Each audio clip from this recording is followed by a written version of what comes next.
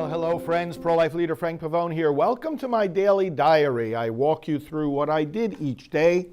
Simple act of accountability, simple act of celebration of the work God allows me and my team to do. What did I do from Friday, February 2nd through Tuesday, February 6th of 2024? So Friday the 2nd was a day here in the office, and our videographer from New Jersey was here. He has worked with us for decades, and he helps manage our video production and studio. He comes down here to Florida regularly and a few days each month usually. So some meetings with him, some morning tapings, morning staff meetings, of course, and then at 9:30, a meeting with some of our administrative team. And these are meetings where we're planning our activities and moving our projects forward. And we did some conversation about a special presentation to be given to a network of ministries that work in healing after abortion, working to help unite and strengthen them, and we had meetings in regard to that. Various work at my desk and on emails on the following things: plans for upcoming trips, meetings in regard to Kurt's visit, our videographer, the survey, the national poll that we are doing, preparation for the meeting of pro-life leaders that we'll be hosting, and also approval of email blasts going out to our list.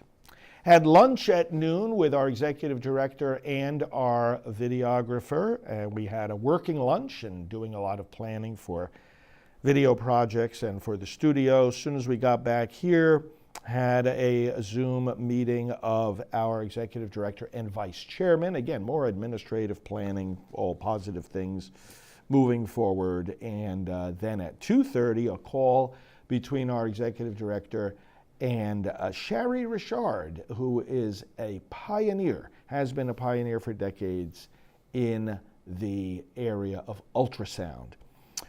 And the rest of that afternoon, I was busy with desk work, checking in with various staff, closing out the week, getting end-of-day update reports, and working quietly here in my office. Saturday, February 3rd, I was in the office for the first part of the day, doing some preparation for leaders' meetings coming up, and doing at 10 o'clock the live scripture reflection here online, and doing a lot of writing and planning. It was one of those quiet, concentrated times of work. And then at 3 o'clock, I got picked up to go to the airport because I had a flight going to New York. And as I always do, working on emails in the car, at the gate, and on the plane, although I spent some time on the plane resting. And then I got to Westchester County Airport, going up to spend a little bit of time with my family for my birthday, and with my mom up there and my brother. So got there in the evening and went home after landing. Sunday, February 4th was my birthday, and I thank all of you that sent birthday greetings. I know that so many of you did. So I was at home. I was with my mom and my brother, and I just enjoyed being there at the house. We had a lot of things to do also to help with the house and things that my mom needed done. But I spent a lot of time, of course, on Sunday the 4th getting and responding to birthday greetings, whether phone calls, texts, emails, of course, time of worship being the Lord's Day, and meals with the family. It was really a great day, a restful day, and I did some creative writing as well during those restful hours. Monday the 5th was a day that was combined with work that had to be done there at home with the help of a number of people that visited to assist with some family matters, whether in regard to the house or some bank work that we had to do. But there are various things to help my mom, and we did that in combination with being in contact throughout the day back and forth with my office, my staff. We had to look at upcoming travels, especially to the CPAC conference, where I'm sure I'll see some of you.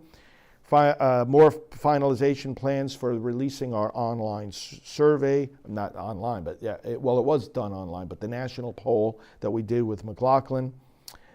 Communication with pro-life leaders, preparation for the pro-life university, preparation for the upcoming meeting of leaders, and work regarding our friend of the court brief for the Supreme Court case dealing with abortion. There are actually 2 Supreme Court cases right now dealing with abortion. And I was able to be in touch with the staff in regard to all those things.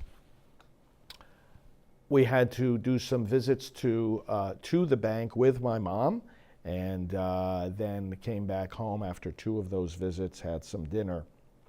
And then at night at 9 o'clock, I did from home a live broadcast that some of you no doubt saw with the Good Shepherd Seminar, together with Father David Begany and Father Dennis Weil, 2 of our Priests for Life team members. And we were talking about living a pro-life Lent. So that is still, of course, available to you online at thegoodshepherdsseminar.com. And then finally, Tuesday, February 6th, very busy day, 5:45 in the morning, went back to the New York airport in White Plains and flew back to Orlando. Fortunately, the flight was on time. That's always nice. I did some work on the plane, phone calls as soon as I landed, planning with my staff, with our executive director and others, getting ready to arrive back at the office. I did work in the car on my emails, things like upcoming radio spots, planning for the leaders meeting, planning for a Florida rally to take place the next day, which I'll tell you about in the next update. A note from Alveda King to the leaders. I worked with her on that.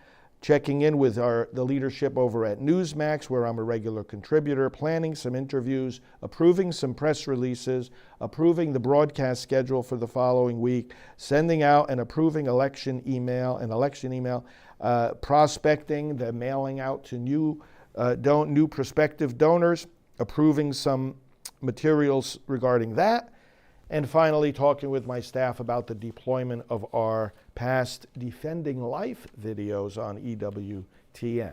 Once I got back to the office, right away I was checking in with various staff and had some fruitful and important meetings. Then I had a mid-afternoon doctor's appointment. Everything's great, just had to check in with him, and so I went to that appointment and then came right back to the office. As soon as I got back, I had a 4 p.m., it was a 2:45 appointment, then I had a 4 p.m. meeting with our media firm. That was for about 30 or 40 minutes.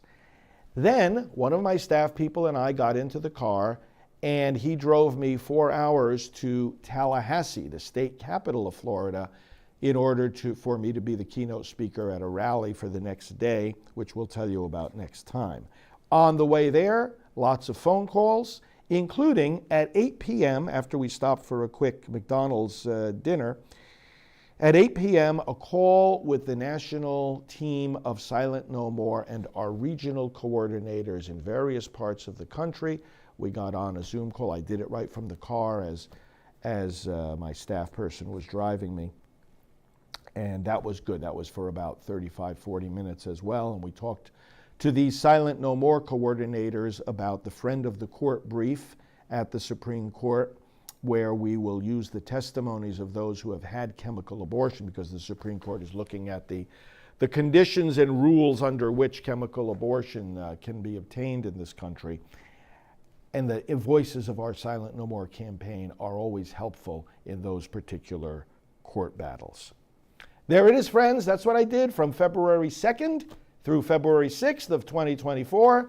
I never, ever, not for a moment, get tired of any of this, and I thank you for your support in being able to do it. God bless your activity for pro-life as well, and we'll talk to you soon.